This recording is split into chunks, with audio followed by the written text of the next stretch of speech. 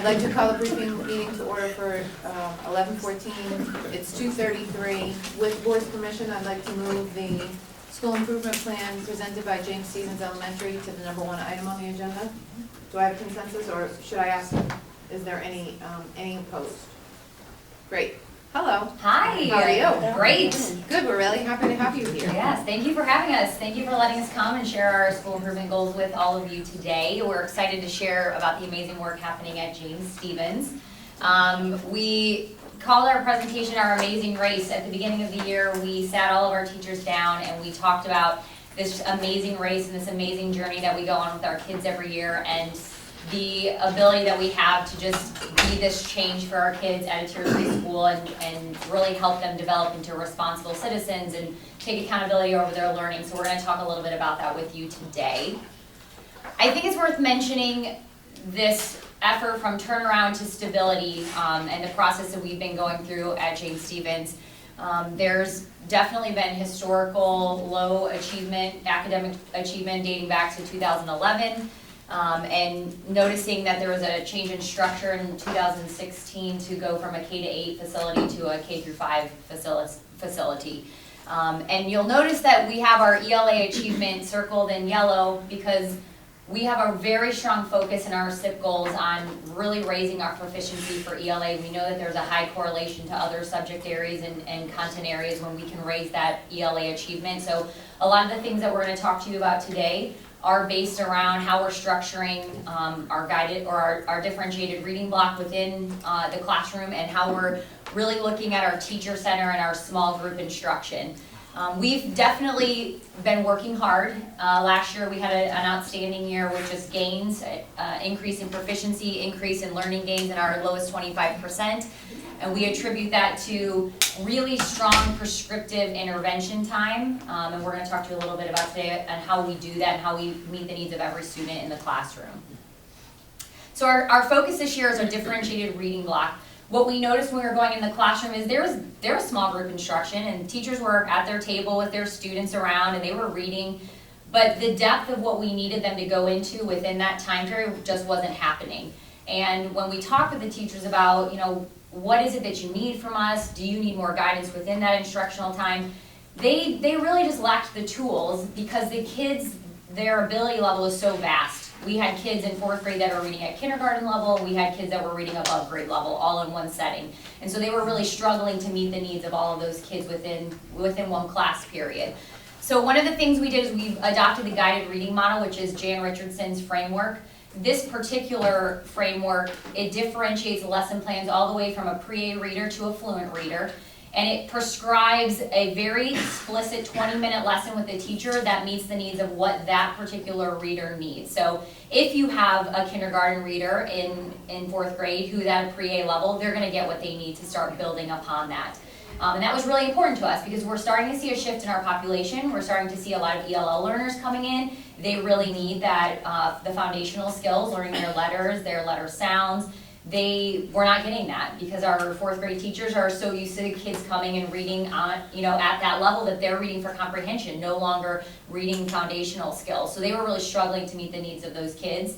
And Jan Richardson's framework really helps us to kind of differentiate for the kids within that classroom setting, and it gives teachers a lesson that they can go through that touches upon every phase of reading that they need. If they need phonemic awareness, if they need sight word practice, if they need vocabulary development, they really get that. That also takes us into, we have a really strong PLC process at James Stevens. We look at formative and summative data and we really piece it apart by standard. So the teachers, their assessment, summative assessment, and formative assessments are standards based. When they give that information to Jackie's my assistant principal, we go through with them pockets of standards that we see deficits in, and so it's color coded. If certain standards are flashing red for kids, we group those kids and we say, okay, RL11, these kids still can't ask and answer questions about text. We need to get them into an intervention. So when I talked about prescriptive intervention, we deconstruct that standard with our teachers, starting from the least of the skills within that standard to the most complex. And as a team, we start to develop tasks around text that kids can go through within each skill. So the smallest and least complex of those skills, what should they be able to do? What should they be able to produce? We bring those student samples to the table and we take a look at them and we talk about, are they progressing? Are they meeting that mastery of the standard language? And we take them through the entire, the level of that standard within its entirety before we move them on. We've also adopted Marzano's proficiency scales. This is something that we've been doing since I've been at James Stephens. I really feel like the accountability it gives to students to own their own learning and to see where they are within that scale. I specifically remember when we had somebody coming from the state the first year that I was there, one of the teachers had the students' names on the nameplate and they had placed them within the level of their understanding of that standard, and that this particular student was talking about what this meant and how they understand where they're at within the standard using these scales. And the lady said, well, where are you at on the board? And he said, I'm right here at a level 1. And she said, well, what does that mean? You know, and he said, it just means I'm not there yet. She said, does it bother you that your name is next to a level 1? And he goes, no, because it just means that I need more time. And to me, it was really enlightening to see that mindset, because it wasn't something that we had kind of walked into at James Stephens. We had to really coach them into that you're not going to get just one shot at mastery here. You're going to get a lot of opportunities to kind of increase your knowledge base at this standard. So they know if I'm a level 1 now, I'm still going to get these interventions and I'm going to get the support so that I can eventually get to that level 3, which would be proficiency. So we use the scales a lot with instruction. We also use it for our rubric grading so that kids can see where they fall within that standard when they're assessed. That kind of leads us, so all of those things combined are helping us try to achieve our goal this year for proficiency and classroom success. We're looking to increase students scoring at a proficient level on the ELA FSA from 40% to 45% this year, which would be a big increase for us, but I think looking at the group of students that we have, I really feel like they're up to that challenge, and they've been with us now for multiple years, which is something that we can't say always has happened for us, where we get to continue that instruction with the same group of kids. So I know that that's something that I feel we can really achieve this year. This is just a couple snapshots of some teachers' proficiency scales and how they talk to the kids about where they fall within that standard. You'll understand. You'll see, like, what does my score mean? What does it mean if I'm a level 2 in my learning? What does it mean if I'm a level 3? So that they can start talking about where they fall within that standard understanding. Looking at in terms of the ABCs, when we talk about our behavior, we have had a strong start last year, and I really am proud of the team that we have at our school this year. We had a lot of changes. We started with PBIS last year as our first year of implementation, and the teachers really welcomed that process. They took the lessons and the expectations that we created as a staff and brought that into their classroom. They talked about what does that look like for students, what are examples, what are non-examples, and we've really tried to just instill in students that you can have positive behavior and be, people can acknowledge that about you, and that's the kind of citizen that we want to see at James Stephens. We also had 2 behavior intervention units moved from Heights to James Stephens last year. Really took a long time to build relationships with those particular students, but when we did, the amount of growth that we saw within just not only their behavior but their academics was incredible. We were able to get a lot of our students out into general education settings so that they work with peers and learning the same content that their peers were learning, which ultimately, their growth, their learning gains was through the roof. Most of them were proficient by the end of the year, which was something that we weren't expecting because they came in with such low FSA scores. We also are looking at strong, consistent Tier 2 and Tier 3 interventions for MTSS. I think one of the things I love about our group of teachers is they're willing to try anything and everything for kids. They want them to be successful. They want to be a part of that process. Even with our behavior intervention students, teachers were welcoming them into the classroom. Yes, give them to us. We can make this work. They're a part of the school. We need to make sure that they are getting the same instruction as all the other students.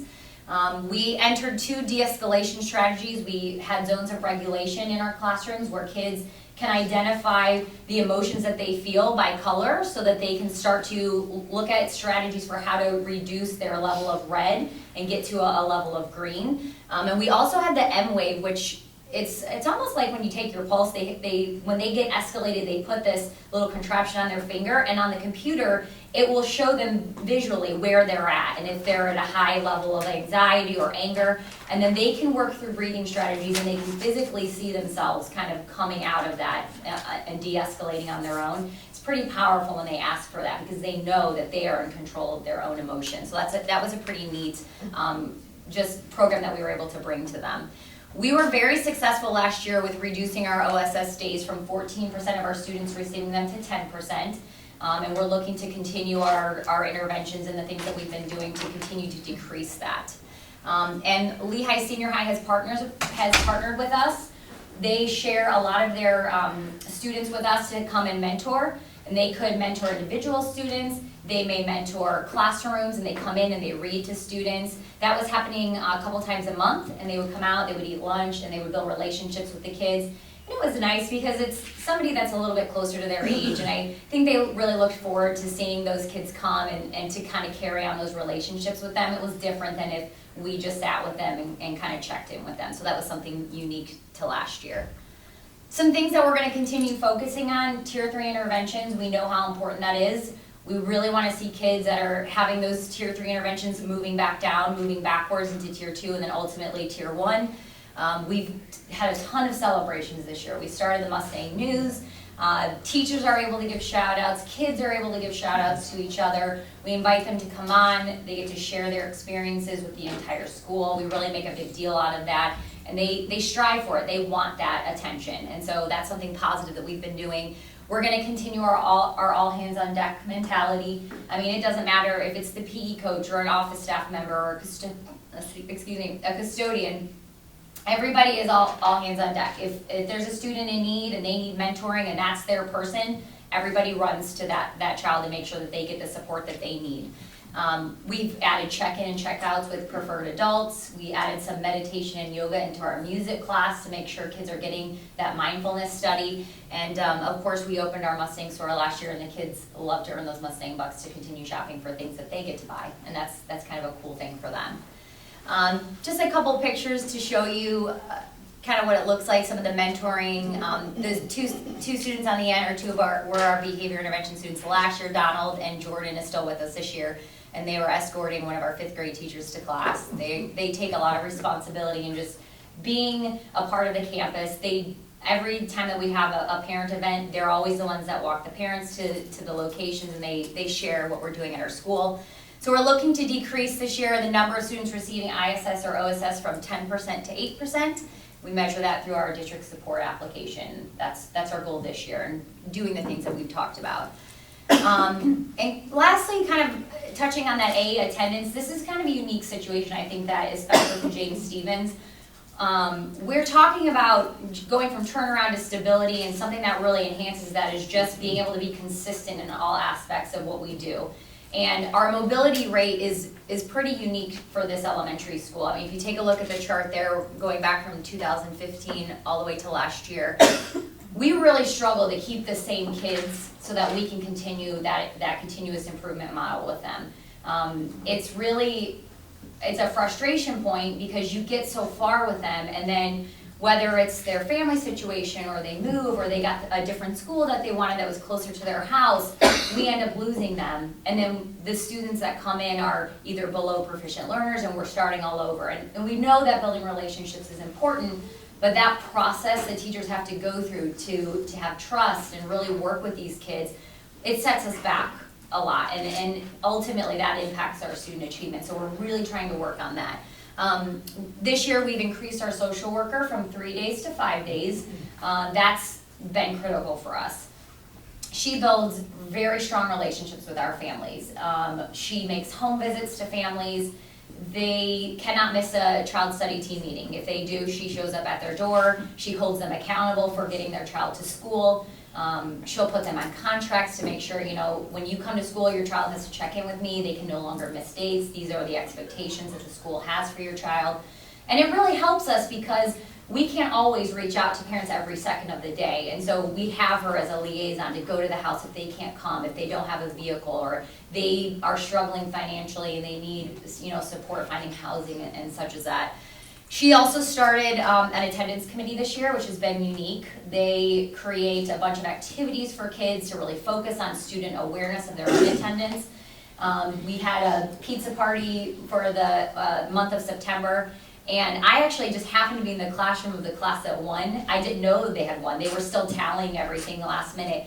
And when they announced it, I mean, it just erupted. The kids were screaming and they were so excited. And she said, we have just been talking about this idea that you have to be in school to learn. And they're so proud of the fact that they were able to be here. And she has had kids in her class that have had chronic absenteeism. So like to be in that point, I think they just really took a lot of pride in that. She also teams with our information specialist, which I don't think is something that they're required to do, but she will reach out to families ahead of time. If they start having 3 to 5 tardies, she'll call out to them. She sends them letters, which gives them an idea that, we're watching. We see that your pattern is continuing, and we're trying to make sure that you get out of that so that your child can continue being successful at school. And teachers obviously are being proactive. They see a student miss a day, we ask them to call, just check in, make sure everything's okay so that they know that we're aware that your child's not here today. And that really does help. They know that we care and that, if something were to really be wrong, that we could provide support for them. So our attendance last year, we really struggled. We had our social worker 3 days, and she was also attached to another school that was high needs. So I think just in trying to juggle both schools that have these high needs families, we really struggled to maintain those relationships like we did the year before. So we're looking at decreasing our chronically absent students from 23% to 11% this coming year, and we're measuring that through our early warning data. Just kind of a collaboration of pictures to just kind of show you the commitment and dedication that our teachers have to these kids. We always talk about not just speaking about change, but making the change with our kids, and I feel like we have an outstanding group of professionals all around the building that are there for kids.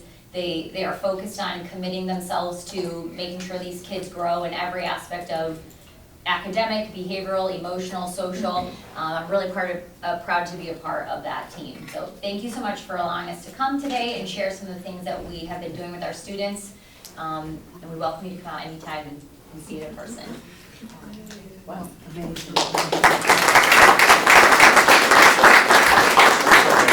Briefly, I want to mention, you've heard a lot of talk about the BI unit that had kind of showed up in the board office, and I get a chance to visit all the schools and had an opportunity to visit last year. I'll be getting out there this year, but went into the BI unit and actually watched Principal Stedman here actually do a de-escalation right in front of me, and so I think when she talks about building the relationships, that's just not something that she could have invented on the spot, but it's something that having forged that relationship with that student that she was able to do and get that student back on task.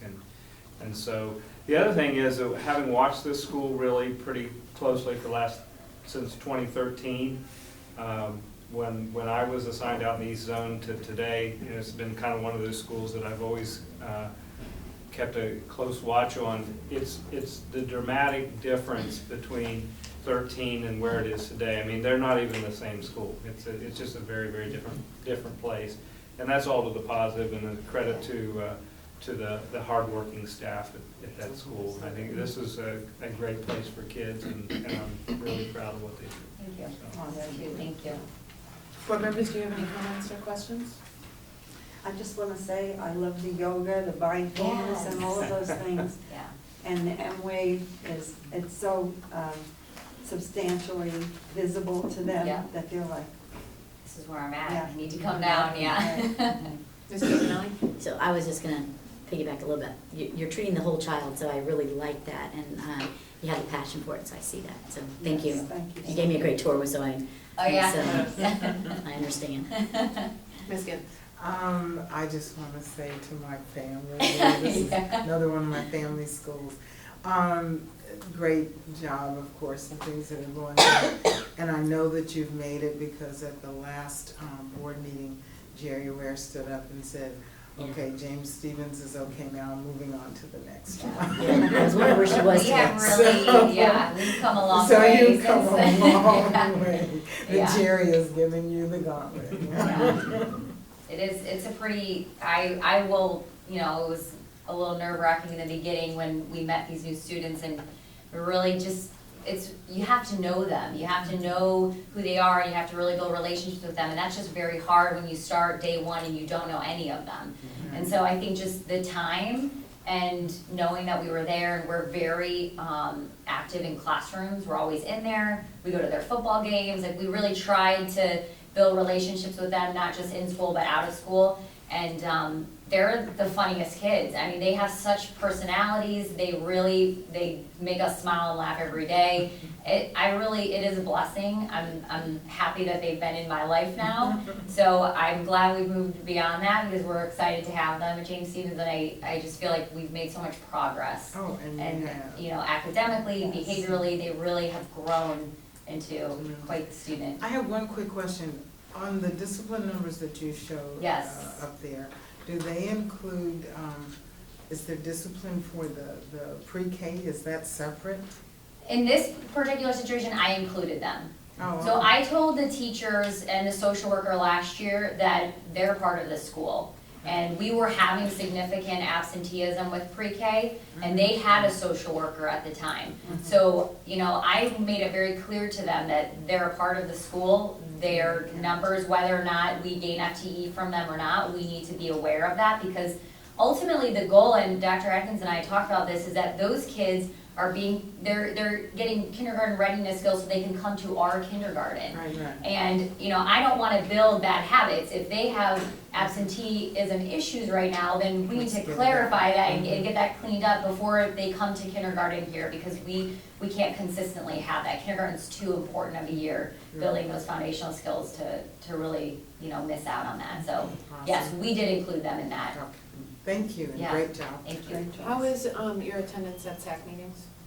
Good, Not bad? good, Not good. yes, yes. Can, Dr. Atkins and I had a conversation about this week. Can you go up to your slide with SIP goal number 1, Yes. please?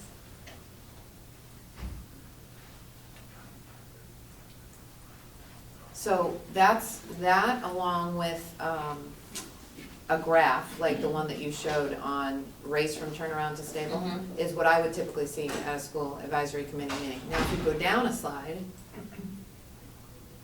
right there, that would speak to parents, I think, more than a graph, right? And numbers, like you're telling parents who know Yeah. nothing about ELA and proficiency Right. and all of this language that none of us understand. Yes. I mean, we get it, but parents wanna see what's happening with their kid every day. You So know- I don't know if we can meet the goals, the state requirements of a school advisory committee meeting and engage parents in a way that makes sense to them.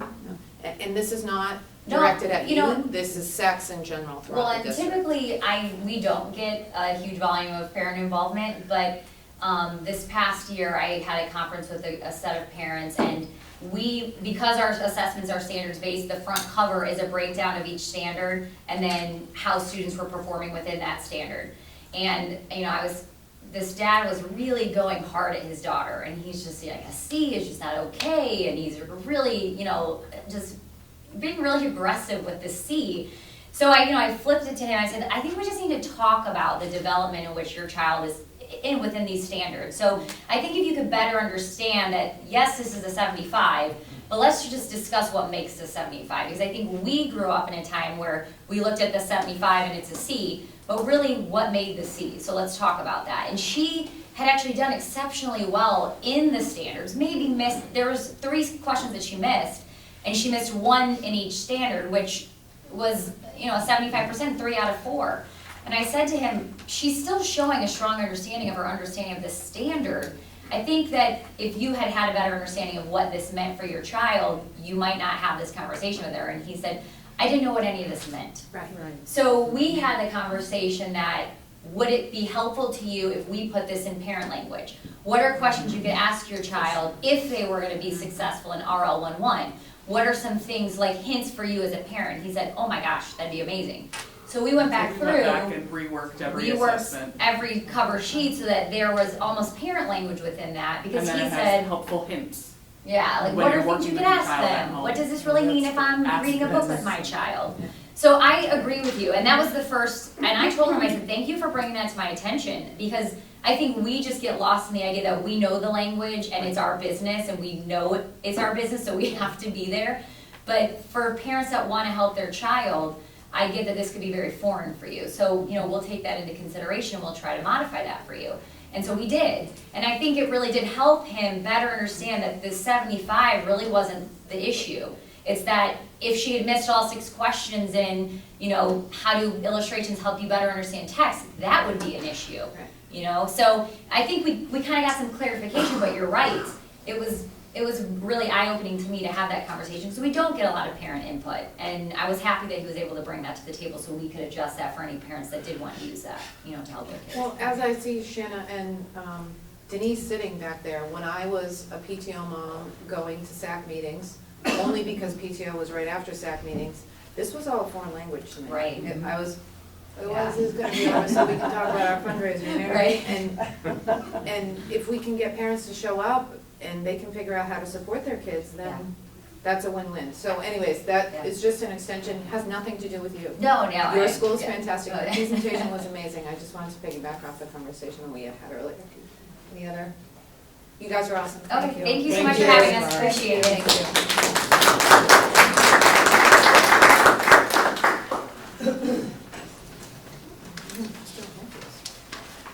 Next we have State Board of Education rules. This is gonna be exciting. I've got popcorn ready. Yeah, you guys have to follow James Stevens. Oh, I did actually, and it might even be open and minimized.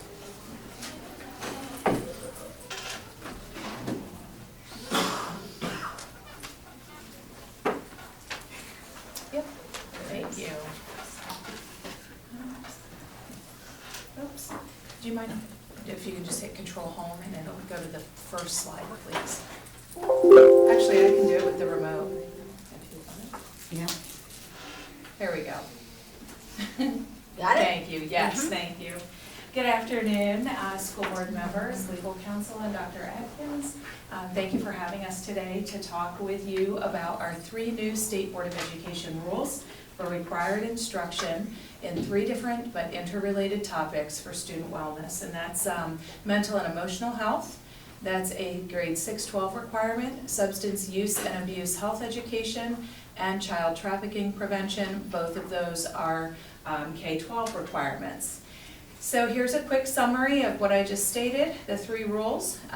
Again, pretty much K-12 except for the mental and emotional health, which is really held off until middle and high school. The mental and emotional health has a requirement of 5 hours. The rest of those rules have an annual instruction requirement, and they all need to be developmentally appropriate instruction that progresses over the course of a student's enrollment in school. The mental and emotional wellness, as one of the 3 State Board of Education rules, has very specific subtopics that we need to make sure that we address in our 6-12 grade levels. So each of the items you see up there need to be addressed, and again, they move in a scaffolded sequential way, and they are developmentally appropriate within the curriculum selections we made grades 6 through 12. So I want to reassure you, as I have gone through all 5 hours of all 7 grade levels, and I've gone through all 5 through 12 grade levels for the other 2 rules, that these do at minimum meet all of the standards for health education for these topics, and some of these meet an extremely high number of benchmarks. And since we are heading, hopefully, towards the K through 12 health, comprehensive health curriculum, I just wanted to reassure you, I did go through and check it all. She did. And thank you for doing that, Leisha.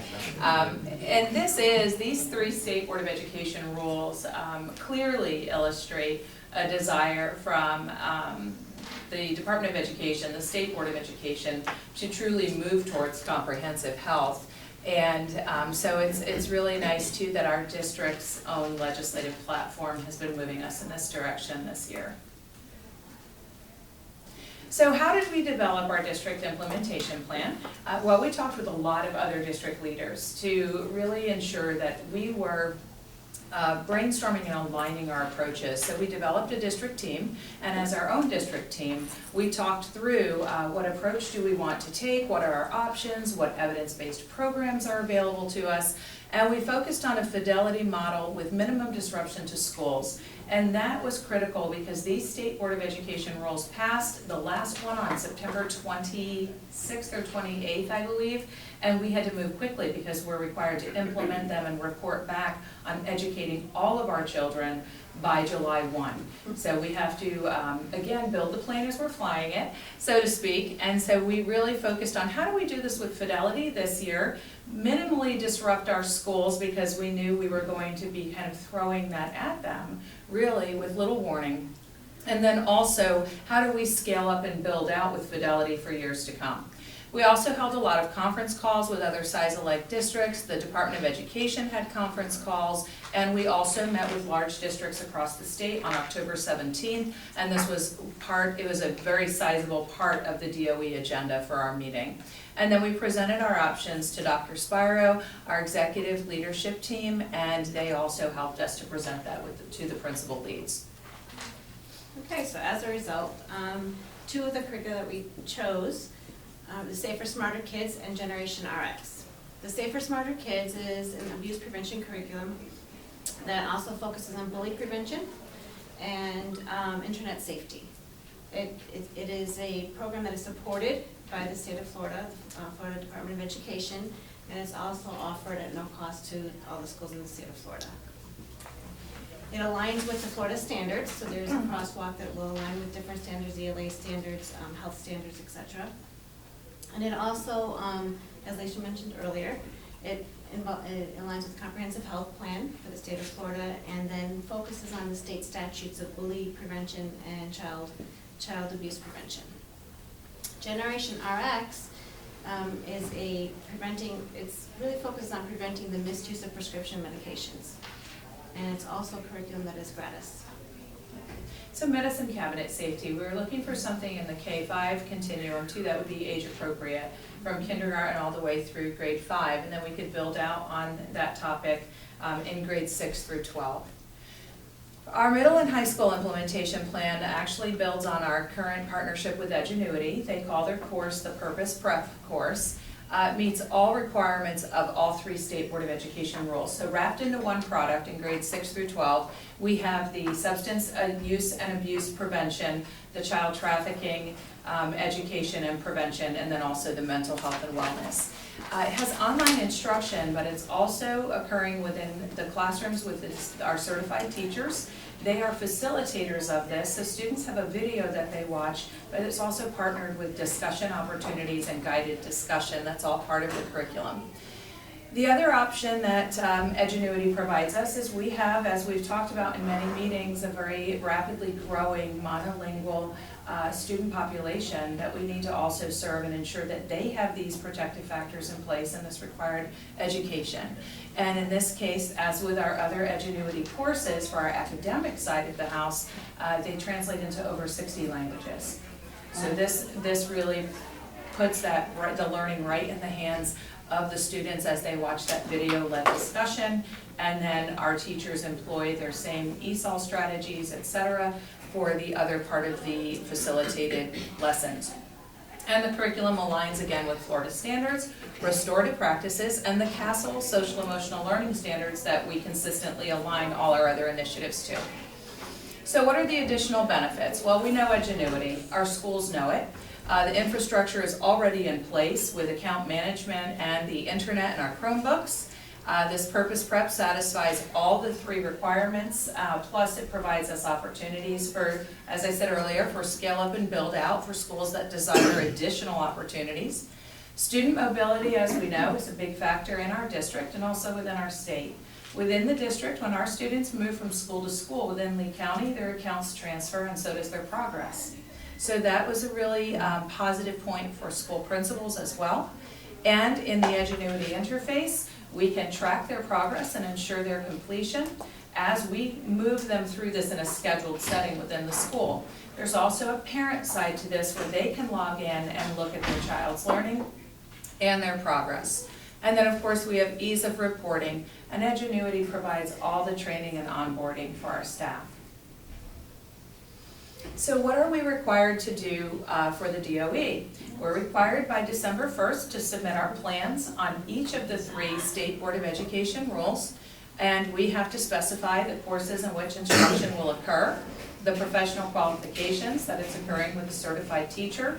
Of course, our mental health professionals will provide support for students that need additional support, and a description of the materials and resources we're using. We're also required to post this on our district website. So we have a section already being built out. Thank you to Lauren Stillwell and our new communications director, Ms. Irma, and Laura Howard. So we're working through building that out.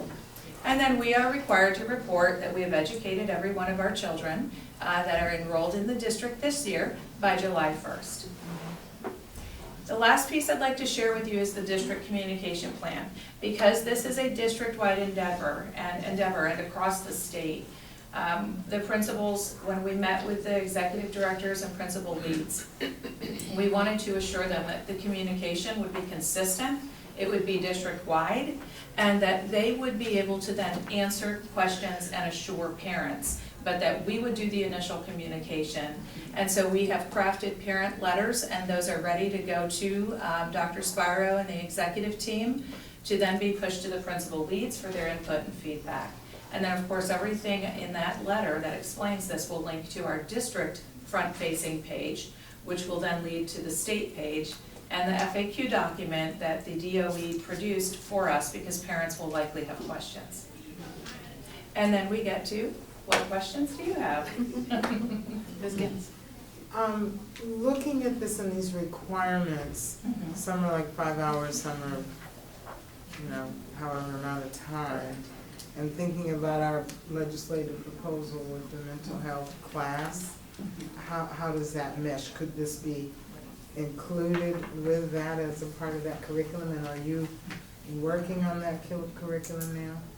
I'm gonna let you Okay, answer that. so our curriculum maps for all the health courses were written over the summer. They would have met that. The problem is not all our students are in that. And since it's every student in the district 6 through 12 have to meet it, we had to come up with an alternate plan. If we did, in the perfect world, have health at every grade level, where every child is taking it, we wouldn't have had to done any of this work. The health, the mental emotional health, the substance use abuse, and the child trafficking would have already been taken care of. All in the health standards. And that's why we see the significant shift coming out of the state board, that they're shoring up, I think, the case of if we had health education. Unfortunately, we look at then, of course, the price factor and the impact on, so, but yes, it would have all been, it aligns directly with health standards, and it's this much of the health standards. There's so much more, obviously, That's like what I mean. hygiene and all those other topics, yes. But free is good. Yes, we like free, we look for free, so. Other questions?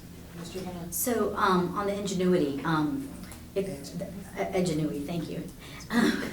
Monolingual users, how many does the district have? As far as our number of ELL students that right now speak primarily their language, unfortunately, I don't have an actual count on that. I can get that for you from Ms. Rivera. What we do know is that because it translates the videos for them, they will hear it in their primary language. We have Spanish, we have Creole, there's 60+ languages in the Edgenuity program. So that's what I was gonna ask, that was my second question was, so the video is all in 60 different languages? They will have subtitles, but in their language, yes. So they'll hear it in English, they can mute it, but the subtitles, based on the language they choose, They will read hear it right in there. So they have both? Yes. Okay. Great. Other questions? I just have a comment. Please. So last night, thank you ladies for being at student advisory. And we spent a lot of time with them, aren't we? I know, I think they're stalking us. Is there something in there about stocking? There's healthy relationships and Yeah. that interact with others. Trust It's in part of the adults. comprehensive health education program. So, Ms. Roy did a little activity with the students regarding health education, and they made a couple of really astute comments, I thought. One of which, one of the young men said, you know, I want to be given this information by someone who knows what they're talking about. I don't want to talk to other 13-year-old That's what he jerky said. guys and get misinformation. Other 13-year-old what? Jerky guys. Jerky. Yes. I think that was his I terminology, was, but I actually. didn't hear Yeah, that. that's what he said. Or, what did he say? That's what he said. Oh, Yeah. yeah, okay. But he'd give a number of 13 jerky kids. Yeah. And a lot of the He was so students were very insistent that they wished that they had had some health education, and that it's important for them to know not only nutrition, hygiene, and then, of course, Leisha did a little bit of talk about the SEX part, and that always gets a lot of response, so it was a really good session, and we probably have to continue it next time, because they were pretty involved right to the end of the meeting.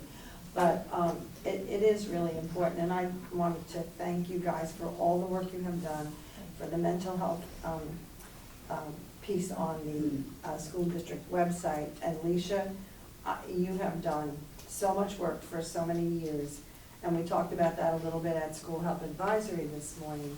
You know, we've been singing this song for 9 years that I know of, so I really want to appreciate you and all the hard work you've done, because you've Getting brought there. us up to speed, and we are probably leading in the state with the work that's been done, so thank you.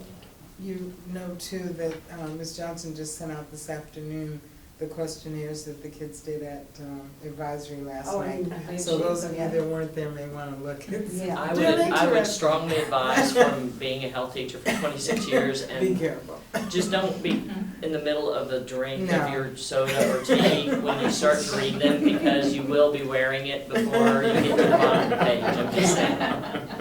Oh, yeah. So I was gonna talk about last night's student advisory during my board member comments, but since you're here, I'll do it now. I went to Catholic school, and you would not have been allowed to work in my Catholic school, but I would have learned a lot more had I had a teacher like you. So I was really impressed with your ability to connect with the students last night. I was shocked by the number of kids who said their parents don't talk to them about sex and drugs. I just thought that was part of our job. I thought that was what we were supposed to do. So that opened my eyes to the need for this stuff. That being said, Leisha, I always come back to this. We have to give parents the warning and the ability to opt out of sex education. Absolutely. And I know that you and I have talked about that a little bit, so. And that's in the policy, the last one is they can opt out. Okay, good, but our parents being made aware, and if they are being made aware, are they even paying attention? There I should don't be know. a letter from district letterhead going home with every child, Good. that option is available. All right, fantastic. But yeah, you guys are doing a fantastic job, and this is part of the parent engagement thing, is trying to get them to talk to their kids about this stuff. Talking to your kids about sex doesn't make them sexually active. Just like talking to your kids about llamas doesn't make them llamas, right? Isn't that what we know? So I don't know how to do that. I don't know how to connect with our parents and get them engaged, but good luck to you figuring that out. I want to thank you all for your support, and Dr. Adkins and the executive leadership team. Without the support of the board, the superintendent, and the leadership team in helping to ensure principals were ready for this, because it did come down very quickly. We have not had time to build capacity, reduce stigma, reduce concerns. And that is a place that none of us ever want to really be there. We want to do this right, we want to do it with fidelity. And that's been the common comment from other districts, is if only we had the year to plan. So the support was critical, and the principals are really moving forward with this, and I really appreciate that. And I do think it's important to share with you that one of the reasons we're linking directly to the DOE FAQ document is specific to the mental health rule for middle and high school, that there is no opt-out for the mental health education. And that is going to cause likely some comments and maybe some phone calls and emails and concerns. And one of the messages that I think is critical is that we are talking with children about what I call either building the bench for them or building their toolbox. These are increasing their protective factors and reducing their risk factors. We're not going to be in their face with curriculum about topics. It really builds on kind of a concrete, sequential, layered approach to what do you do if you're having a hard time, if you feel sad, who do you talk to? It's really building their skills rather than starting off with, let's talk about suicide. It doesn't do that. It really starts off with building skills for them and helping them with an emotional toolbox and a strategy toolbox. And to piggyback that, none of the rules would fall under the exemption, the opt-out choices. So, because I know Lori spoke about the mental emotional health, the same would be true for the child trafficking, and the same would be true for the substance use and abuse rule as well. So you're saying it can't be No opt-out. Right. Ms. Fisher? Yeah, so one of the little students last night said that she had a health class and that she was able to learn through that health class that she had depression. She said she knew that there was something wrong with her, but she didn't know the symptoms and didn't know what it meant. So she was able, they were able to talk to her parents and get her the help that she needed. So she said, and now I'm good. So that was really a testimony for that. And then there's the student from PLDMS, and he had the whole thing planned about scaffolding from the nutrition and washing your hands all the way up the pike, and he had it all planned out. So we have potential certified health teachers in our schools. Well, he was a politician, if I remember correctly. Yes. So maybe he'll work towards, you know. I told him he can run for school board, yeah. No, I thought that last night was really great too, and the information that they shared with us was really quite good. Yes. Ms. Von Stace? I'm just going to ask, which courses are being the vehicles to deliver this, and are you looking for any kind of professional qualifications for the teachers, since those are two things that need to be reported? We provided schools the flexibility this year to choose whether they wanted to embed this into a specific subject area, and those teachers would take the time away from that subject area to teach this, or if they wanted to run a special schedule, and this is in alignment with other districts and what they're offering as well, where school-wide you're engaging in this lesson on this day at this time. And then yet other schools have an advisory period. An example would be Cypress Lake Middle School. They're already running an advisory program for a lot of topics similar to building the bench for students. And so we provided those 3 opportunities for middle and high school principals. And they completed a survey so we know which way they're embedding it. So it's one of those 3 ways depending on the school and what suits their scheduling needs. And then also K-5, it's all integrated into the classroom teaching. Ms. One of the things that the students at the table that I was at emphasized how important it is to them who teaches it. That it has to be somebody that is, they said, friendly and nice, and they're able to talk and open to the subject matter. They're not afraid to say sex. Well, yeah. You know. And kids can pick up when an adult is uncomfortable. It's uncomfortable, and that's what I they're threw him saying. under the bus last night, by the way. Yeah. Oh, that was him you were Yeah. talking Yeah. about? Yeah, remember he said when he was teaching science, he was like, no. Hell, He's a I chromosome. I was a science teacher and they threw me in, teaching at Pine Island Middle School, and you gotta do everything. So, I did yearbook, health teacher, computers, 8th grade science, 7th grade science, and 2 periods of each of those. So, yeah, I had to teach health, and when you get to the SEX, that's not where I was real comfortable. And even for the drugs part, videos were really good. But you come over to golf and you work with somebody like Leisha, and you see how health education should happen. Now, inadequate, I provided it. So I'm a science teacher, this is the expert in health. Thank you, sir. Thank you. So, Leisha, do you just want to quickly address the online training for recertification for Yeah, health teachers? well, it's ready. It's just waiting to be released by the Department of Education. Okay. They have one person apparently reviewing anything that's health related before it's officially released. So it was okay. supposed to be released towards the end of September. I thought- It's sitting there Okay, doing this. okay. Yeah. Potentially It's in the will be queue. an Yeah, opportunity. it's in the queue for sure. It's in the queue, yeah. That's efficient, one person, that's how many they have Well- granting exams too at the end of the year, right? One person. Yeah. Especially the cost of. All right, I think we're good, you ladies rock, thank you. Thank you, Thank thank you you. so much. Appreciate your time. Next up, we have capital project update. Ms. Eba?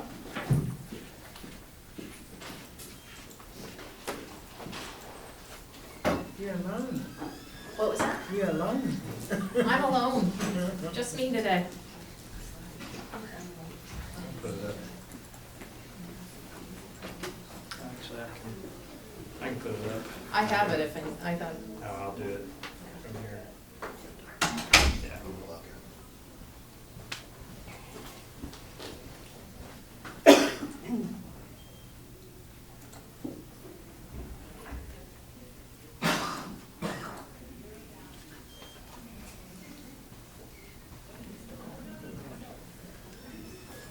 Oh, yeah. I know. Should we take a vote? Dr. Savage, we're gonna take a vote at this table. You go home. You go home. We've been trying to send him home since he got here this morning. I told them. All right, so, No, okay, so now you consensus. have board, Consensus. board direction. Yes. He failed. I think you're out of here. And by the way, take everything with you that you brought. What was that? All the math. This is what happens when you don't listen to Kathy and the Yeah, We've been that's trying, Linda, Joe, and Debbie and I tried to send him home at 8 o'clock this morning, we didn't do very well. Yeah. Take everything with you that you brought in here too. Took the chair. Everything you said. I told him if he makes them sick, he's Yes. made some powerful enemies. All right, Good afternoon, everyone. I know it's been a long day, so I'm gonna keep this, not long, not short, but somewhere in the middle. Oh. Ready, Mom? So this is our annual, update of construction, planning, and maintenance projects. We, as you know, we had a great groundbreaking yesterday for MMM. Hopefully, in the next month, we will see building, we will go from dirt to building, as our tilt wall gets constructed. And then, this spring, we will be doing a groundbreaking for the middle school. And you funded the Estero Elementary and Middle School at your last meeting. We have continued to work with staff on the Estero academic village. And in doing so, have invited their staff to participate with us on the design process. We've also given them the name of the architect. They will be engaging the architect for their own side of the work, so that we can work together collaboratively as we go through this design process, with understanding that our key objective is to make sure that we are open for business on the timeline that we need. So we are working with them in the best way we can and inviting them to participate in our team effort. so I know that some of you have gotten some emails from citizens on this, but I think most of you were able to see the actual concept drawings that were provided by Village of Estero staff to us. We selected one of what was provided to us, and then later that was, I think, portrayed in a manner that I don't agree with, because again, it was a concept drawing that they had provided, not that something that we just gave to them. They gave us two options. We chose one, the second option, and then some of you got an email, that it made it appear as if we had totally gone off on our own to do something. Anyway, since that time, we've gotten a third. We have, the options that you saw on our one-on-ones showed two pieces of land that they were hoping might be the new site. They are not in position to purchase that site. It seems at this moment. Whether they're able to do so in the future is yet to be seen, but right now, as I understand it, they are not seeing eye to eye with the property owner on what the property value is. So the third option was to see whether or not it could work without those two properties. And we still think that there's opportunities. Is it gonna give Estero everything that they want? No, it's not. They're gonna have to reduce the number of field spaces that they have, and Because they don't have that land. because they don't have that land. So, I mean, that is going to decrease what they're able to accomplish, but that doesn't mean we can't still find a happy solution. It's just not necessarily going to be everything that Estero was hoping for. But we have always offered them the opportunity to participate with us in the design process, and we confirmed that with their staff this week, that, you know, they are welcome to join us. We have given them the name of our architect. They are going to reach out to the architect so that they can engage them on their side of it, and hopefully we get somewhere. Now, there's still an outstanding question about some county land that has to be addressed, but we go in with a very hopeful attitude that we're gonna be able to make this work. We are moving forward on some centralized energy plant projects. These are to increase efficiency, and like we talked about that we successfully did on previous projects, in increasing efficiency, we reduce our costs long-term and actually provide a better product for the schools inside, because they're able to reduce their energy use in heating and cooling. We are just working through the funding projects. So that's, when it says awaiting funding, that's what it means, is we're just working through the funding of the efforts. We'll get to questions, okay. Next. These are more energy plant projects that we're working through, the funding of them. And we have some portable projects, as you're aware. The MMM, we are getting ready to stage their first class at Lehigh Senior for next year, and then opening up full campus the following year on the new site. And then we have the canopy additions, which we are hoping to start very soon. We're getting everybody under contract right now, but we're hoping this is done before summer. And then we have an ADA compliant Heights at Heights Elementary. We'll be doing that as a winter break project. And the Lehigh Senior additions, I'm happy to say, are finally done. So, and then our roofing projects, North Fort Myers and Cypress Lake, again, we're working through the RFQ processes. The North Fort Myers just had their meeting yesterday. The traffic studies, we are either in the process of completing or have completed the traffic studies. The next phase of this will be as part of the budget process to identify how much each of these projects cost. Our hope is we could do them all 5 of them as summer projects this year. But we haven't yet got the completed budget estimates on these projects, so we may be doing something like we did with the canopy projects. If you remember when canopy, we had 15 of them that we originally brought to you. We asked you to phase them. We may end up having to do the same thing here with the traffic studies, just depends on how much money these projects come in at. What is the issue with the traffic study at River Home? I'm sorry, I'll wait. That's okay. Okay. And then maintenance, our maintenance projects, I'm excited to tell you that except for a very small number of them, and it has to do with scheduling with our consultants, most of our maintenance projects that we had scheduled for 19 under the Penny South stacks will be completed before the end of June. There's a couple of them that will go through the summer, but none of them will be done any later than middle of August. It just had to do with scheduling of the contractors who are doing the work.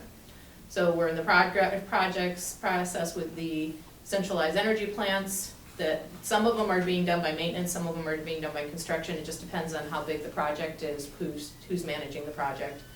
The window renovation projects are moving forward very well. Lehigh Senior, I just talked to Jackie about it yesterday, and she said, it couldn't be going any better, so I'm very excited to move that forward.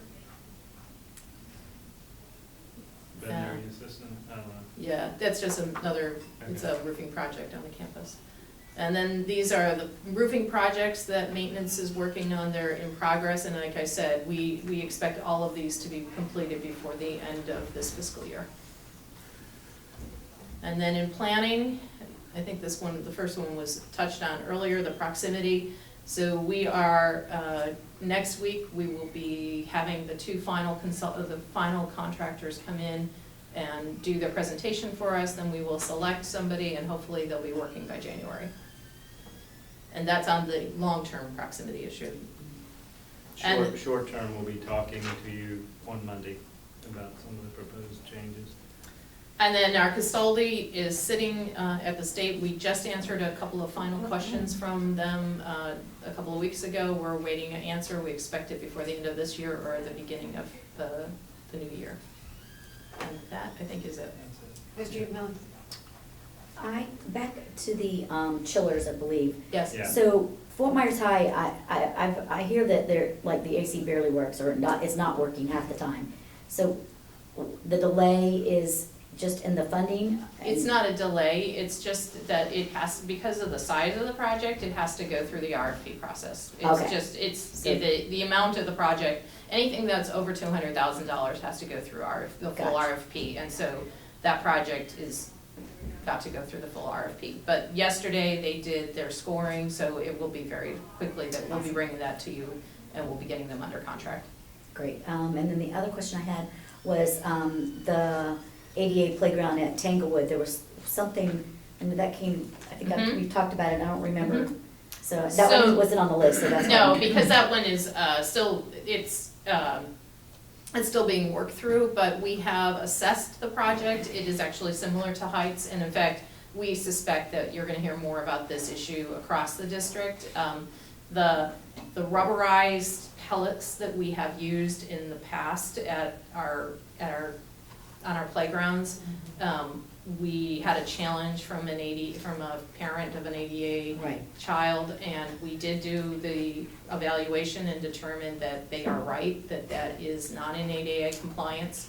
So we are having to work through and find another alternative. But like I said, this is not just an issue for Heights or this is Tanglewood or- Tanglewood. This is gonna be something we're gonna have to. Across the district. Mhm.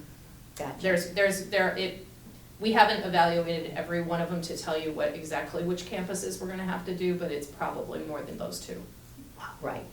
So, and so you're gonna have to look for alternative flooring Likely, then? we are gonna be doing some sort of hard pavement or a hard rubberized, Yeah.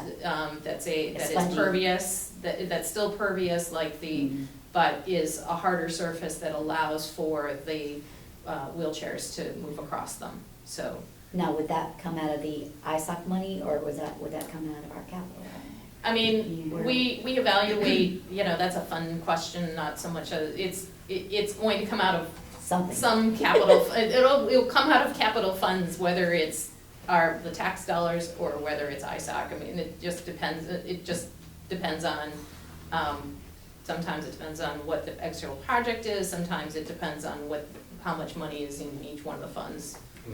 Some Some are what they do, restriction. they look at, if we can use our most restricted funding source for this, we'll use this, because that way, this funding source has more flexibility and therefore can be applied to more projects. So that was gonna be my next thing, is there any way we can get any grant money for that, or anything like that for? That's a good suggestion. I don't think we've looked at it for these two because they're immediate, and as you know, grants Take time. take Yes. time to work through. But that's a really good suggestion, since we suspect that this is not the only areas we're gonna have to Right. deal with it. And well, and that goes back to the equity across the district, and Mhm. this is a perfect example of being able to do that. So I will use this as an example that this is not a CIP project.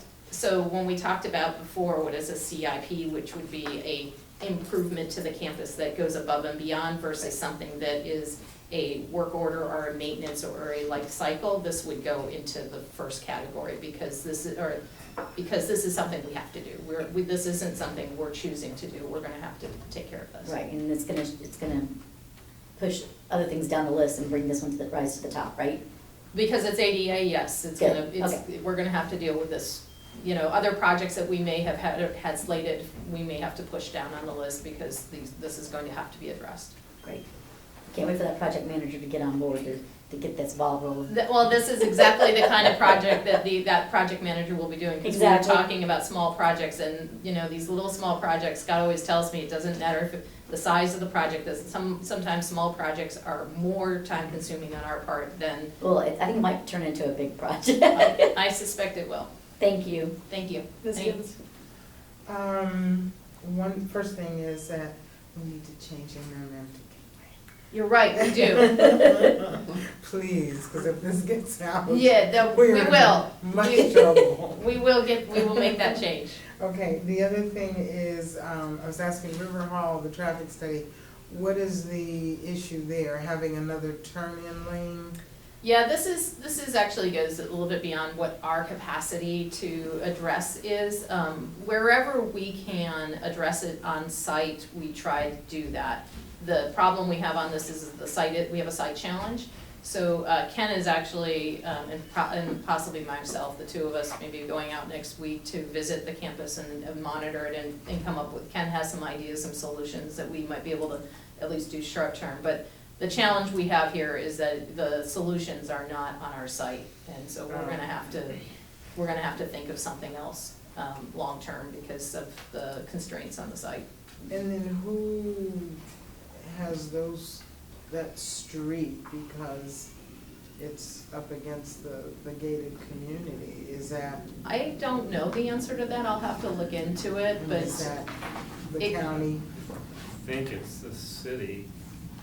The reason I think that is because originally the tree line was brought to us by Saeed Qasimi as a Right. concern. It Well, the was. tree line, I But mean. you're talking about River Hall. Oh, River Yeah. Hall, yeah, That's okay, county. I'm sorry. you're right. but it could be private, I mean, because of its Because location, I'm not it goes sure. up into, Yeah, but I don't know, no, because as far as you can go, it's still private property. If you Right. go to the end of that road, it takes Yeah. you into there. but it could be, I would have to look at, I'd have to look into how that project was deeded, so, because it could be, even though it's a private development, it could be that it's county, I don't know the And they answer, I'd have to will look into that.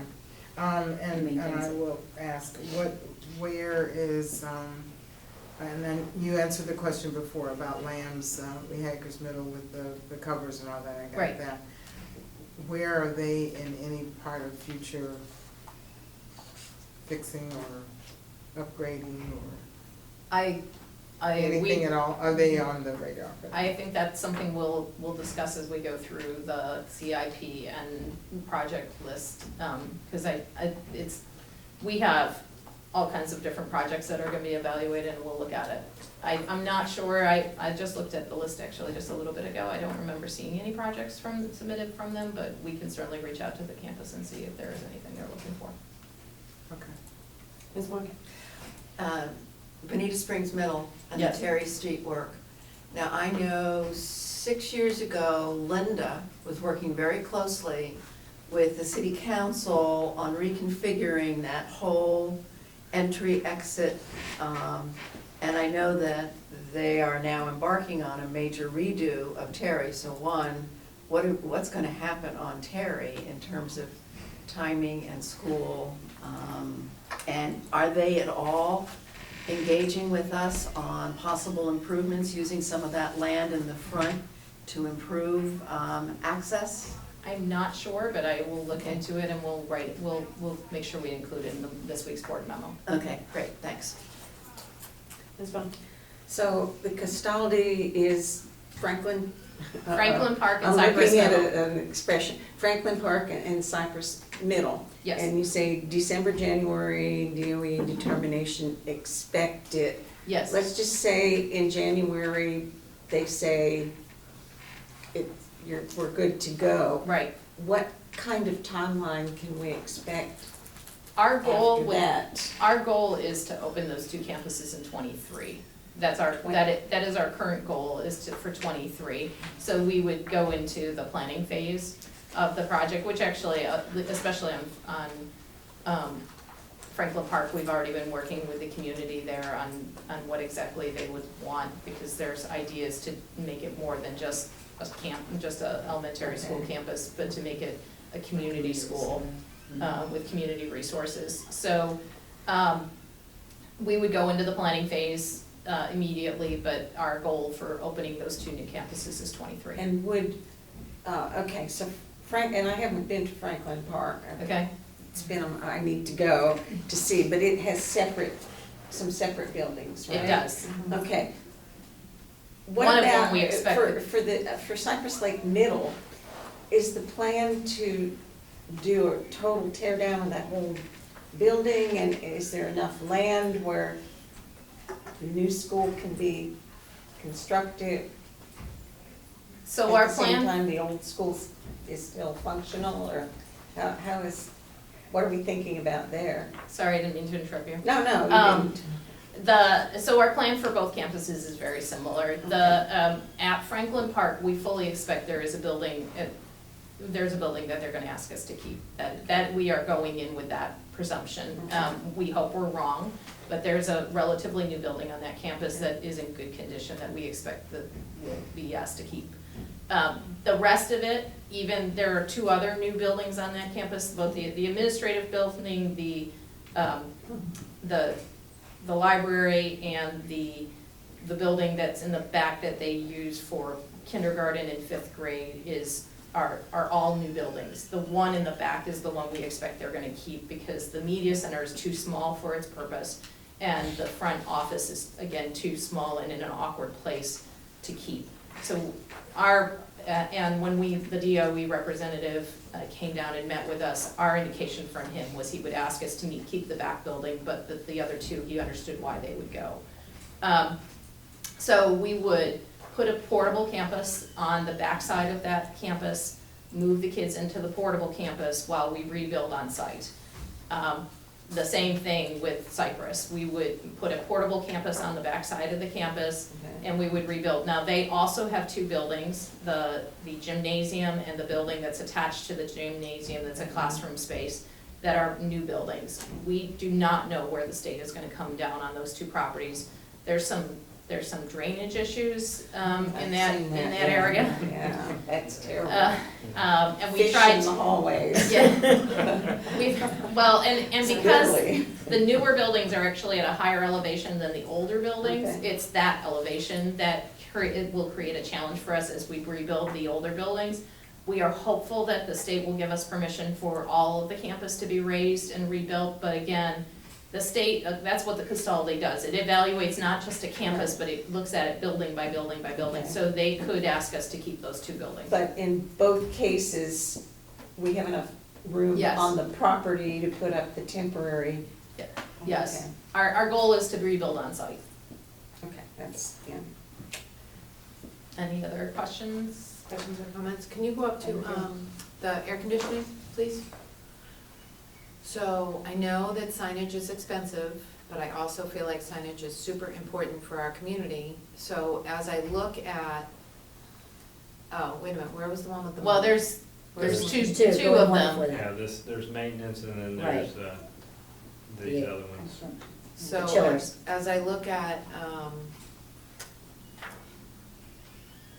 think it's the very first. Mhm. There you go. And there's 2 of these slides. There's this one and this one. as I look at 3.7 million in funding at Ida Baker, I think it would be fair for us to require whoever wins that bid to put a sign up, right? And then on future projects at Ida Baker, whoever is awarded the bid has to update the sign to include that project, right? Is that, I know I'm being a pain in the butt about the signs, but No, I we get it from everybody's like, and we're a year into this, and we've wasted a year of advertising by not having those signs up. I know that they're, Sitting in the capital committee and just figure out a process to get them out there, which is what you and I talked about yesterday. So we are, and the 3 of us had this conversation yesterday after the groundbreaking. Yep. And we agree with you, especially, MMM, you were asking why, what? Gateway, I'm sorry. Gateway and Golden Eagles.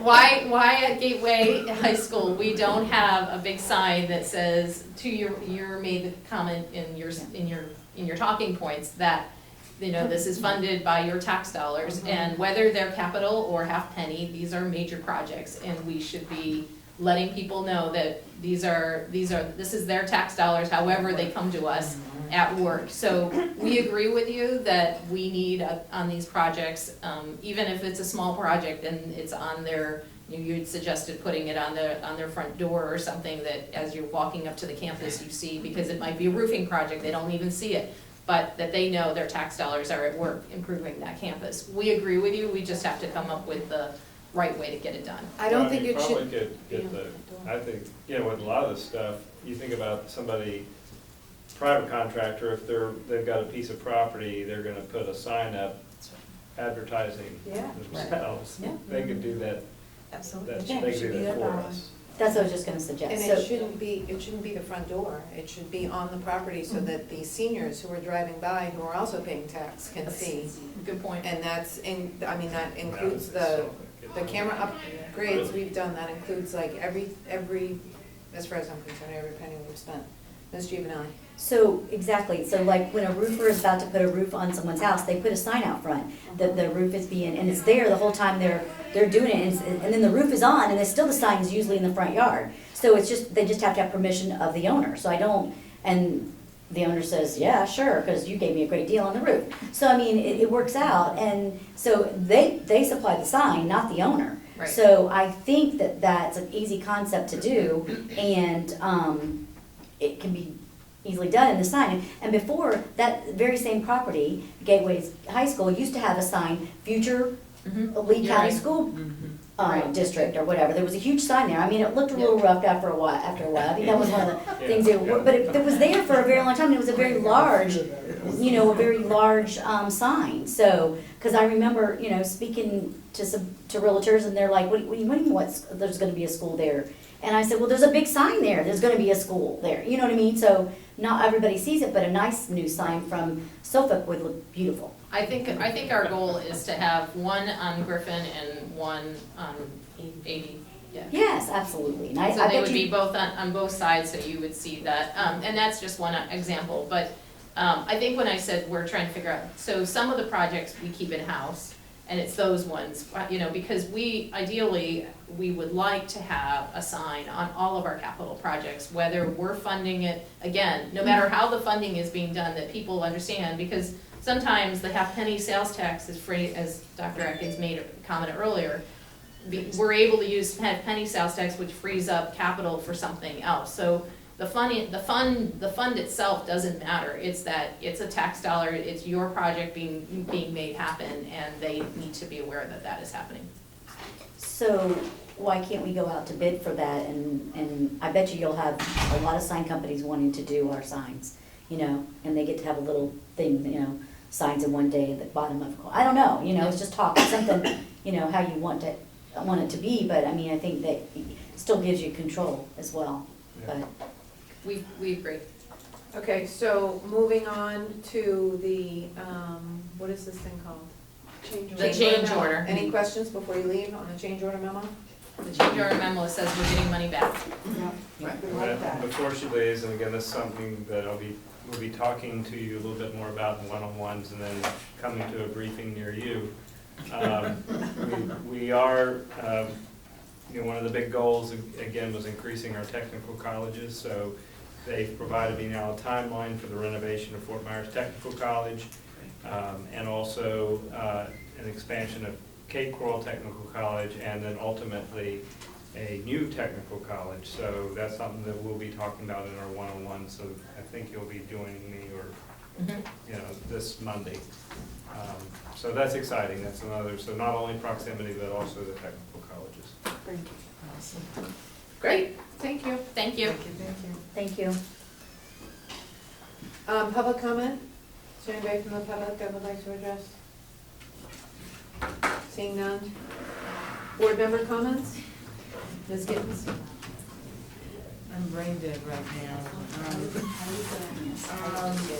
There's a couple of things, I'll bring it up probably at the next meeting. I don't have that much. I've, attended a few things, I've got some pictures to put up, so I'll just do it quickly. Ms. Vaughn? Just one thing, I guess it was last week, attended an event by the foundation of the Student Services Council Foundation, and a couple of our staff members are on the board of that group. Bethany Quisenberry and Dr. Amy Desamores are both on the. Everybody's Yeah. What is that? Okay, they're both on the board of that foundation, and they're really gearing up. Are all of you familiar with Student Services Council? It was something that was proposed a couple of years ago. Back in those days, it was pennies for community progress, Right. and they've reorganized. And this morning, when we were talking about kindergarten readiness and the preschool and all of that, it made me think of this Children's Services Council, because because, Not as bad would you like me to repeat it?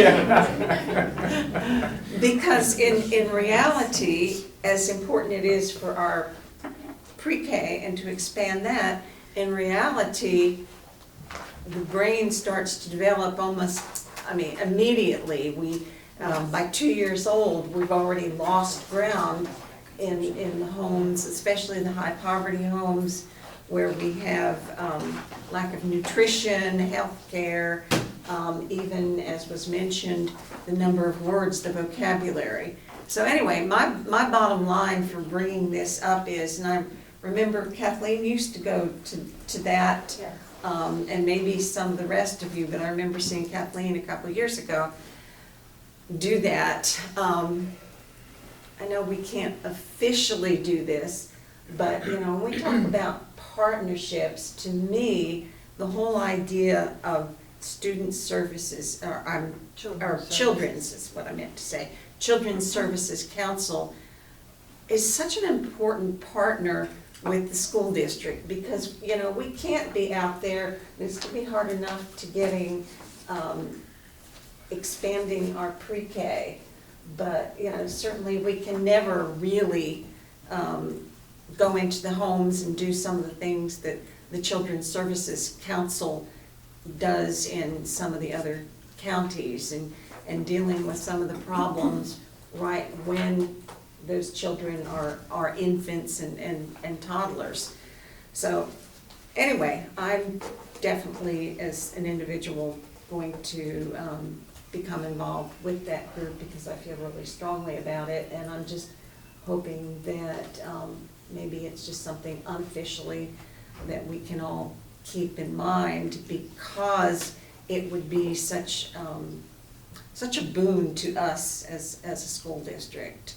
And I told the Life organization that, they asked me for support when they called me to their event. And so, I think at this point, from our perspective, we do feel that there's alignment in terms of what we do and what we'd like to accomplish, and therefore, we'd indicated whatever help we can provide, whatever help I can provide individually, just let us know. I was Pastor Glover and invited me over to Mount Herman, and with that group, and now I haven't heard since they've had their Nehemiah event. I haven't heard follow-up from that, but I thought it was in alignment with what we were trying to do. it just, it was back pennies. I mean, that's water under the bridge. There were a lot of different issues there, but as I said, Amy Desamores and Bethany Quisenberry have remained active with this and are on the board.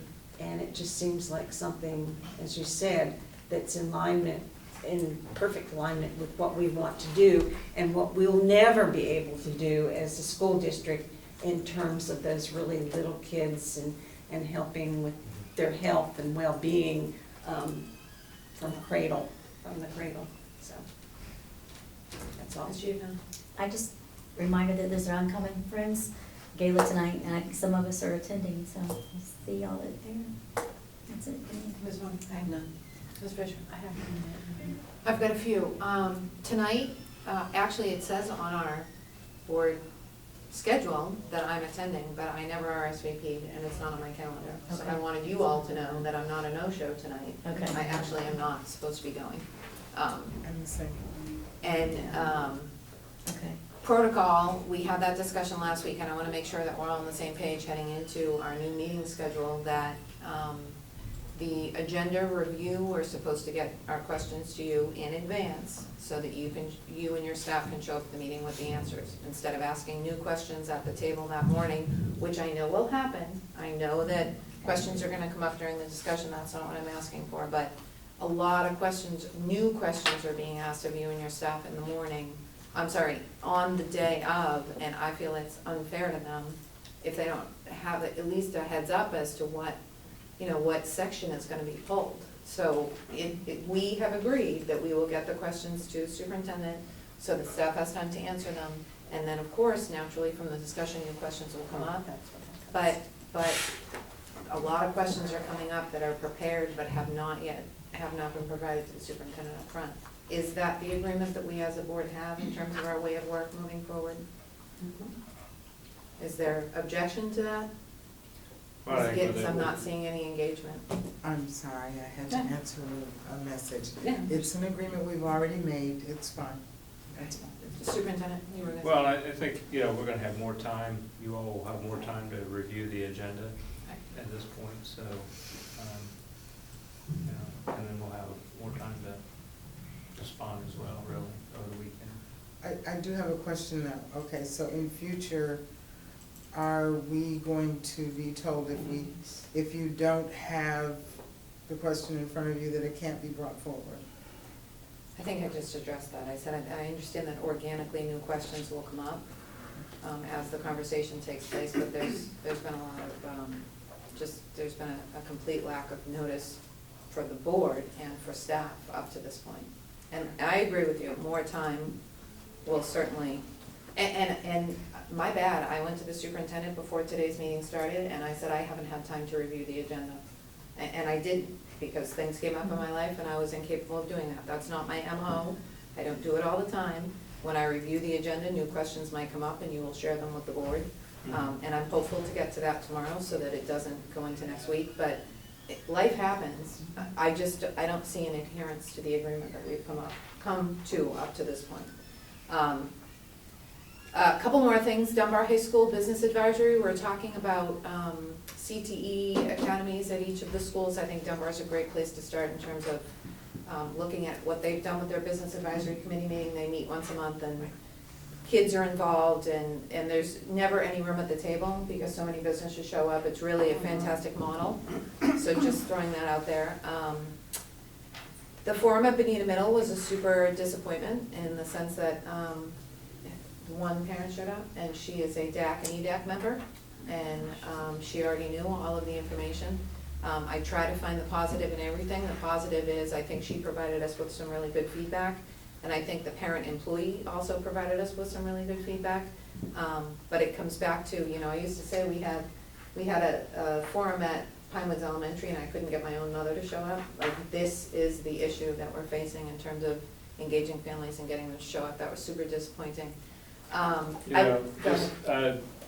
Just something I think that as we did talk to you guys about, the position, community engagement, and one of the things that I think that I really believe that we need to do, I know holding them in schools, I think going down to Benita Middle, that's great, that's a good step. However, I think we're going to have more success if we actually get out into other venues, churches, community centers, where groups are meeting.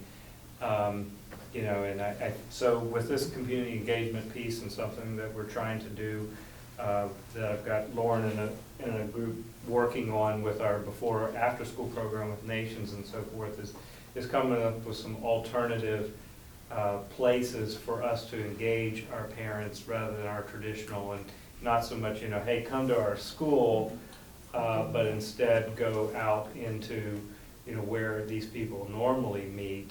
And I think that we'll probably have more success. And I think that's something that the gentleman did bring up, but it's also something that, you know, when I was hooked in a little bit with Reverend Torres, he was working on getting us to a couple churches. Some of you came to those, and those did, I know, engage with people that we probably never engaged with. And if we do that regularly, I think it'll go a long way to getting us where gated communities are another thing that we don't even think much about. But in terms of some potential places where I think folks really want to help, whether it's mentoring, whether it's even just providing a place to, let me help financially, let me help with maybe my expertise or somebody I can make a connection with, we could do more of that as well. So it's a little bit different way that I think we're going to be looking at it this year. Great. The next item on my list is girls weightlifting. Have you ever been to a weightlifting meet? It was crazy. Remember the girl that went up to at the Red Ribbon and she did this? Well, she invited me to a Red Ribbon meet. She invited me to a weightlifting meet, and it was Riverdale, Ida Baker, Fort Myers, I'm gonna forget the fourth Lee County school, up at Charlotte County, and it was awesome. It wasn't as life-changing as wrestling was, but it was really awesome, and it was also really scary because some girls don't know what they're doing, and on the clean and jerk, they fell. And yeah. And some of the girls were lifting weights that were so heavy that when they couldn't lift anymore, even the coach was having a hard time helping them, you know what I mean? So some of it was really scary, but I'm really glad I went. I'm really glad I experienced that. And When do you start? when do I start weightlifting? Yeah. The next thing is a partnership between United Way and Sheena Torres Nunez, our homeless coordinator here at the district. There was a great meeting between the United Way and her and some community donors who I think it's gonna work out really, really well for our kids. So what they wanna do in the beginning is provide food and toiletries to homeless students, and then they wanna scale up to provide it to all Title I schools. They're starting in the East Zone because they wanna work closely with the LCSO so that they can also create good relationships between police and these students, so in hopes that will serve them well going forward. So anyways, I think it's gonna be really helpful. I toured the United Way, and they have rows, or stack upon stack upon stack, what are those things called? Shelves. Shelf upon shelf upon shelf of like brand new fashionable jeans, and like Vans, and like for Lamp, they have dresses for infants that on the shelf cost $180.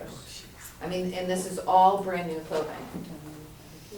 Well, not donated by the community, donated by the companies. That's the thing, United Way can get a lot of the materials that we need at really cheap. So I just think that was a really good connection, and those are my comments. Ms. Gittens, you had raised your hand. I was just gonna piggyback on what the superintendent had said about the parent involvement and having it at different locations.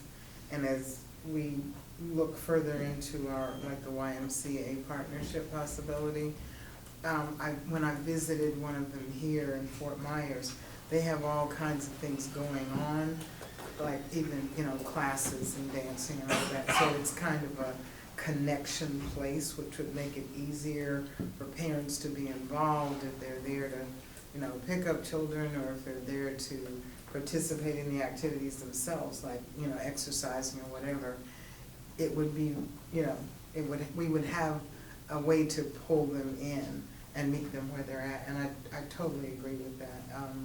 When I was at East Lee, I had mentioned, because we were such a remote school, why not meet in Fort Myers sometimes at a library or at some other place that's closer, especially since we have, I know we've got proximity coming up, but right now we have distance for our students, and to get some of the parents that we want to go to, where do those buses pick up the most kids? Let's pick out a spot there and pick out a public, place and go for it, so. Great. Next on the agenda, we have board attorney comments. Any comments? Nothing for me, thank you. Dr. Atkins, any comments? Just a couple quick ones. One of the things related to this conversation we just had, YMCA did, I think we'd mentioned before that Chair Gittens and I had met with a couple representatives. We are going to have, Lauren is going to be reaching back out to them. We're exploring a potential pilot for after-school programs at Tice, Orange River, and Edgewood. We're in the talks right now with those principals, and then looking at what kind of bandwidth they might have to be able to provide that. In addition to that, hopefully we'll be able to work nations into that conversation as well. So wanted you to be aware, first of all, that we're connecting back up with YMCA. If they email you, know that we're doing that. Lauren's going to be reaching out, and then we're starting to add, hopefully, that after-school component to those particular schools in the East Zone first as a pilot, and then ultimately would like to flip this into a 21st century grant that could impact 20-plus schools or more, because we want to come up with a model that's scalable, and then if we have that, be able to use a 21st century grant to be able to fund it on that large of scale. Great. So. Awesome. That's it? Mm-hmm. All right. Do I have Last thing, I'm sorry. We try to get most of the follow-ups to some of the board questions. If it wasn't part of the agenda review, not everything was pertinent to the agenda review. We tried to do it today, or it'll come in the board update, or it'll come to you individually. There are some that are still, a couple that are still outstanding that some of you have that hopefully we'll get to you by the one-on-one. So like Ms. Giovanelli has a couple, I think, and hopefully I'll get that by no later than the one-on-one. But also, if we're trying to track these really closely, but if you have any that are outstanding, make sure that we talk about them on the one-on-one. That way we make sure that I'm going to make sure that every one of them gets answered, so you don't have anything that's out there hanging. Do we still have access to that superintendent Yes. agenda thing for individual meetings? Yes. It's been forever since I used it. All right. Yeah. So that might be a good place to put those unanswered questions. Yeah. As long as you let them know. Question for you, maybe you know. Okay, so after next week's board meeting, our next meeting after that is the 10th of December. When are we starting our new schedule that we, I think we approved that tomorrow night, or Tuesday night, don't we? but that's, When do we start it? The following. I haven't had a chance to look at the action agenda yet. Yeah, I can't so say. if- The ninth would be that would night. it be, that's what I'm wondering, would it be the 9th? Jennifer sent me also. What? Oh. It would be the 9th would be the workshop, and then the 10th would be the briefing and the regular meeting. Oh, so we aren't, okay, so as soon as we have next week's action meeting, then all of that will pop into our calendars. Yeah, I just kind of, once you get into December, a lot of invitations and commitments and things. I just wanted to make sure that I remembered it Is it the correctly. 9th? Yes. So, Okay, so the 9th is the first Monday. Everybody has to be really nice. That's my 29th anniversary date, so. I thought you were going to say we should. well, you're the one that needs to be nice. Touche. Your wife told her to I say mean, that. really. Let's keep it in perspective, right? Okay, well, that was my question, just about dates and things, all right. Any items for good of the order? Did you, about the sheriff's youth athletic Sale. SILE, okay, the SILE, and I think you talked about their, summer programs, how are we? Yeah, she's gonna get with me and I'm gonna find out where that request is. I mean, it's certainly, so they've got a great program and certainly something we want to continue to be involved in and expand, so, I'm gonna follow up on where we are. She's gonna send me her request to me. Okay. So we'll go from there. Okay, thank you. Any, go to the order? No, may I have a motion to adjourn? So moved. Kathleen moved, Ms. Second. Fisher seconded, seeing no objections, adjourned.